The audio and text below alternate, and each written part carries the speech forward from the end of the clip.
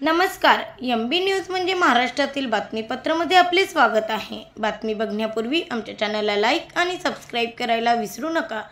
तर बघूया आजची विशेष बातमी। राज्यात तूर, कापूस, सोयाबीन या पिकाला भाव नसल्याने शेतकऱ्यांना नाईलाजाने अगदी कमी भावात आपला माल व्यापाऱ्यांना विकावा लागत आहे। त्यामुळे पिकाला हमी भाव तसेच खरेदीला मुदतवाढ व फळबाग शेतकऱ्यांना नुकसान भरपाई देण्याच्या मागणीसाठी आज तिवसा तालुका काँग्रेसच्या वतीने तहसील कार्यालयावर मोर्चा काढण्यात आला।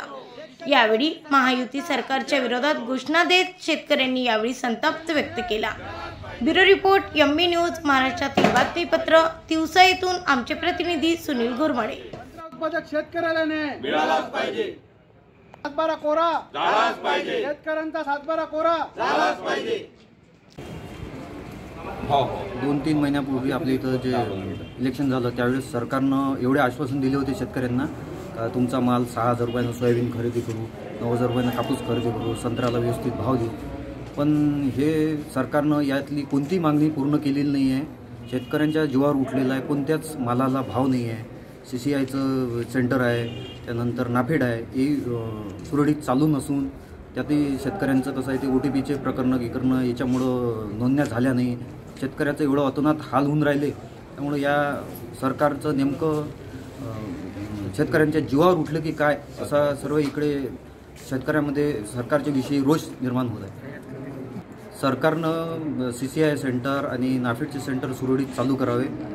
खुल्या बाजारातही जे FMCमध्ये जे माल विकला जातं त्याच्यावर सरकारनं लक्ष ठेवून तो माल CCI किंवा नाफेडच्याच रेटच्या खालोखाल म्हणजे रेटमध्ये गेला पाहिजे याची काहीतरी लक्ष त्याच्याकडे पुरवावं।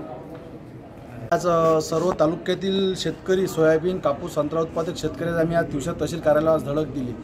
कारण काय झालं, निवडणूक काळात सरकारने फक्त शेतकऱ्याच्या मुद्द्यावर ही निवडणूक लढलेली होती।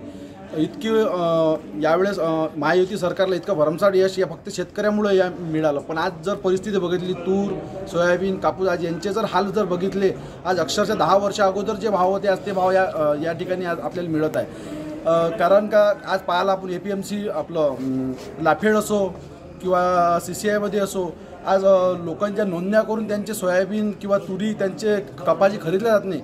आज कापसाचे लोकांनी नोंदणी करून त्या भागामध्ये कापूस ते त्या APMC आपलं CCIमध्ये तो कापूस खरेदी होऊन नाही राहिला। सोयाबीनमध्येही तसंच झालेलं आहे।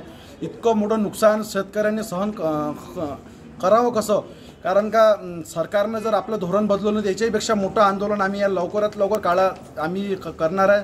तातडीनं सरकारने आमची जी मागणी आहे ती तातडीनं मान्य करावी, अन्यथा मोठा उद्रेक या ठिकाणी शेतकऱ्यांकडून होईल हे आमच्याकडून एक आश्वासन, एक सरकारला इशारा आहे।